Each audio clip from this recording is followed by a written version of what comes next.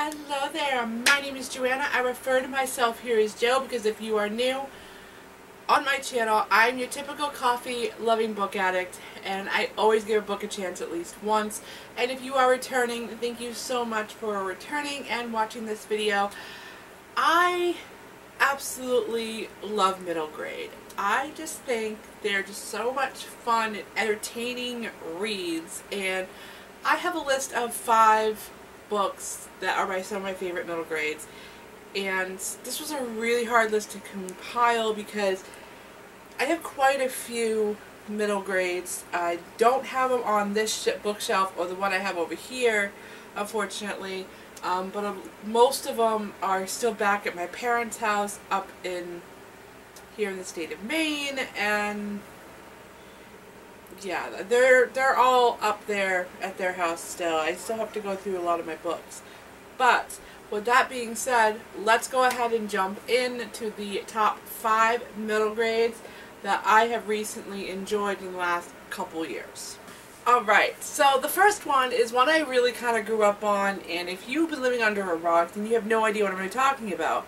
But I grew up on watching this show that was inspired by these books, and I just grew up reading the books, and I think I even did a report on the whole life of the author. Little House in the Big Woods by Laura Ingalls Wilder.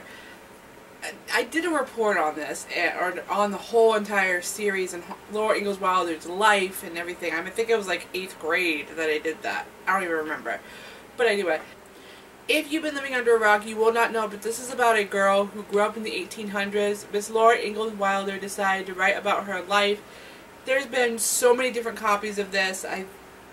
This is the Scholastic version, which is really hard to find nowadays, but I absolutely love this, and there's a whole entire series to it. I think there's like 9 books into the series, and it's just a wonderful, quick read, and some of the illustrations in it are rather cute and adorable. I mean, what kid wouldn't want to read this? I mean, I know the kid in heart at me, or the kid, how do I want to word that? The kid in me, which is the kid at heart, okay, I guess that works, loves this series. And I grew up reading this. I remember laying in bed or late at night when I was supposed to be going to bed and reading this, and even the other books. I read them over and over and over again. I definitely say this is my #1 top favorite middle grade book, or books. This whole entire series is my favorite. Next on this list we have Chasing Redbird by Sharon Creech. I love Sharon Creech. Anything Sharon Creech, I'm usually all over it. I just love her writing, and I just love the stories that she tells. This one is definitely no exception.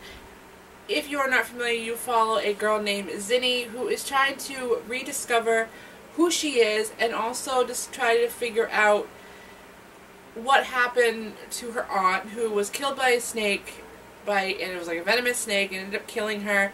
And she ends up finding this map and then this trail that, or she finds this trail when she is working in her little garden that she has, and she ends up following it and ends up uncovering a bunch of secrets that her uncle was keeping her for the longest time, and it's just wonderful. I would highly recommend this. I definitely read at night when you're going to bed. Like, the chapters are short, and it would only take you maybe a couple days to read if you really just kind of sat down and read it. I don't know, maybe. I would highly recommend it anyway. So this next one, you shouldn't be surprised it's on my list, because I've talked about this book quite a lot on my channel, and it's just one of those that just give you the good feeling vibes. That is Inkheart by Cornelia Funke. I've read this on multiple occasions. One of my all-time favorite middle grade books.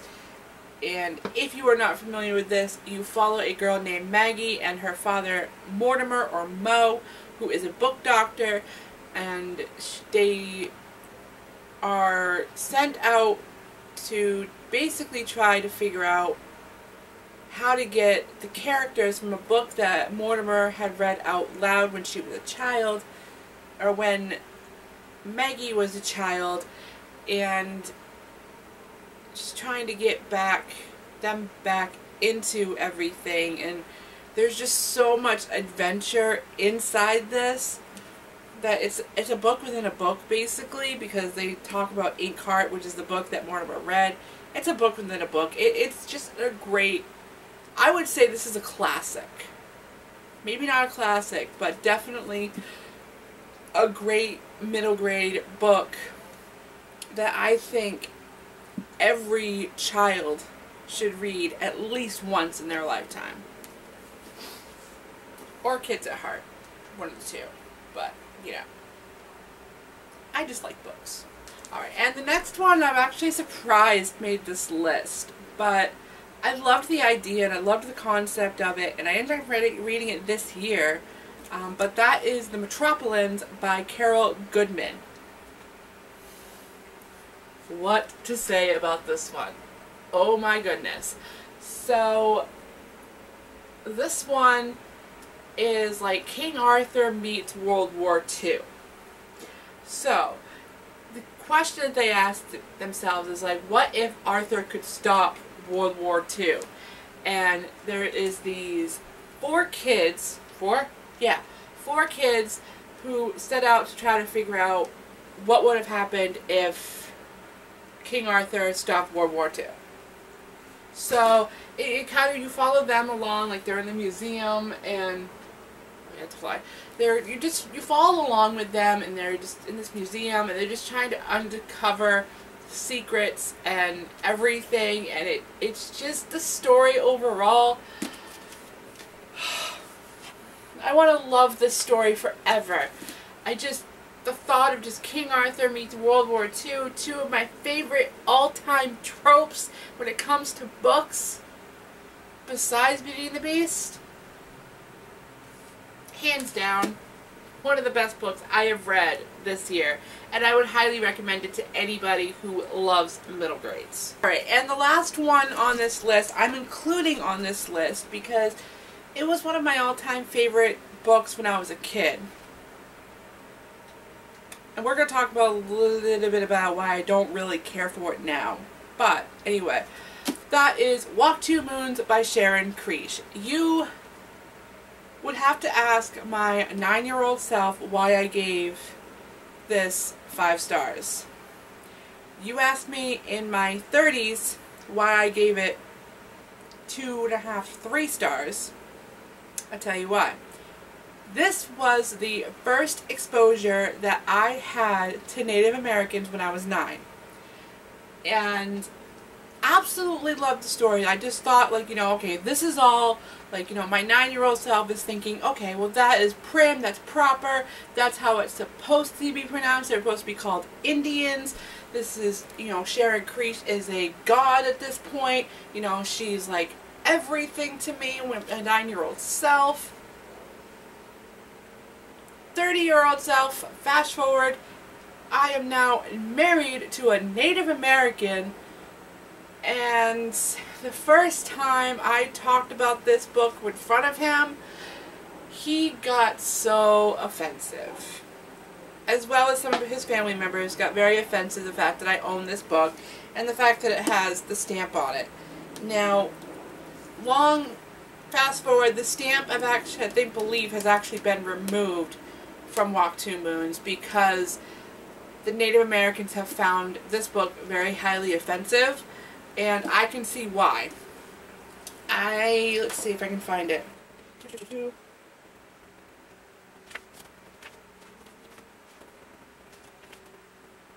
Okay, so this is it right here. Let's see. Graham and I poked our noses into an old fort, and then sat there on the grass watching a Native Americans dance and beat drums. My mother never liked the term Native American. She always thought it was primitive and stiff.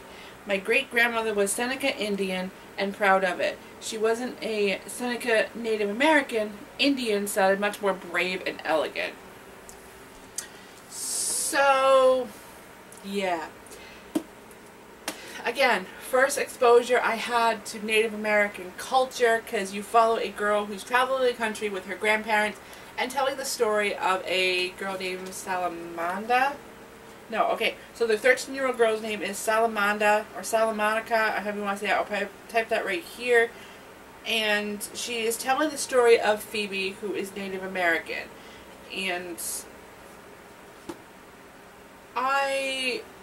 like I said, I really, really enjoyed this book. I loved this book as a Middle 9. Still like it today. It's just, lately it's been really hard to kind of get past the idea that Miss Sharon Creech called Native American the proper term primitive and stiff. When Native American is the proper term, you know, take it from somebody who is married to a Native American. Honestly, Native American is the proper term, not Indian. And I feel like I've said Native American way too many freaking times in this video, but whatever. So, yes, I would still highly recommend this to any kid who is learning how to read, because it is a great story, and it has a lot of life lessons in it, I feel like, but it is a wonderful story. Alright, so if you made it this far in this video, thank you so much for watching. I appreciate all of you. If you haven't done so already, I ask that you please hit the subscribe button. That way so you don't miss any random content by me. Because I am weird, quirky, and random, and always post at random. Because that's just what I do. So thank you so much for watching, guys. Check out all my links down below, and I will see you next time.